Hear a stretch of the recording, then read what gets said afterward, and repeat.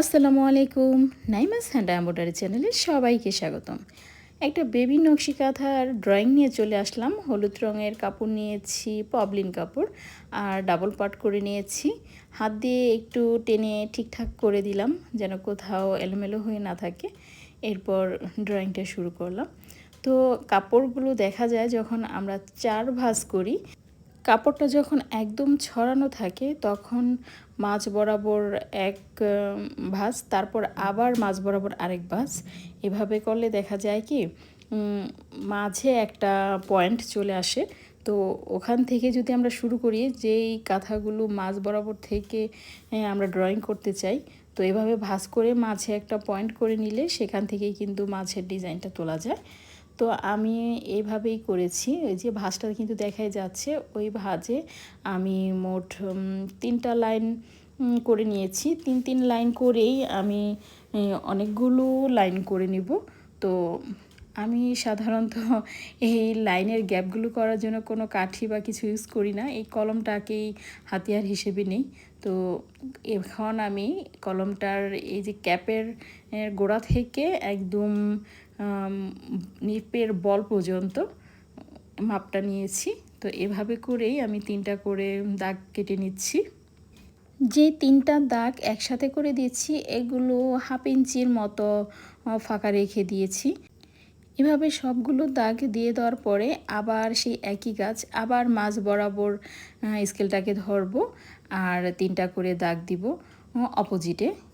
অর্থাৎ আগের লাইনগুলো যেই কোনাকুনি দিয়েছি তার বিপরীত দিকে আবার ওইভাবেই 3টা করে লাইন এঁকে নেব। এতে দেখা যাবে স্কোয়ার শেপের অনেকগুলো ঘর হবে। এই ঘরগুলোতেই আমরা পরবর্তীতে যে কোনো ডিজাইন তুলতে পারবো। ফুল চাইলে ফুল, পাতা চাইলে পাতা, যে যেরকম ডিজাইন দিতে চান সেরকমই করা যাবে। তো এরকম যখন ঘর বানিয়ে কেউ ডিজাইন করে তখন কিন্তু ঘরের ভিতরে সাধারণত ফুলই দেওয়া হয়। তো আমি খুবই সিম্পল টাইপের একটা ফুল দিব। আমার ছোটোবেলার একটা কাঁথা আছে এইরকম ফুল দিয়ে, আমার আম্মুর হাতে সেলাই করা। তো ইচ্ছা আছে ওই রকম, আম্মু যে এরকম আর কি সাদা কাঁথার মধ্যে করেছিল, এরকম সাদা কাপড়ের মধ্যেই করার। আর কিন্তু প্রথমে আমি এই হলুদ কাপড়টাতে ট্রাই করলাম, দেখব কেমন লাগে। আর তারপরে যদি ভালো লাগে আবার সাদার মধ্যে করব। তো অবশ্যই ভালো লাগবে, কারণ আম্মুর কাঁথাটাও কিন্তু অনেক সুন্দর হয়েছে, যেটা দেখে আমি উৎসাহিত হয়েছি এই ডিজাইনটার প্রতি। তো আম্মুর কাঁথাটা কিন্তু একটা ভিডিওতে আপনাদের সাথে আমি শেয়ার করেছিলাম, জানি না সবাই দেখেছেন কি না। যারা দেখেছেন তারা তো জানেনই, আর যারা দেখেননি তারা এই ডিজাইনটা দেখে আইডিয়া নিতে পারেন অনেকটাই, যে কীরকম ছিল এই কাঁথাটা।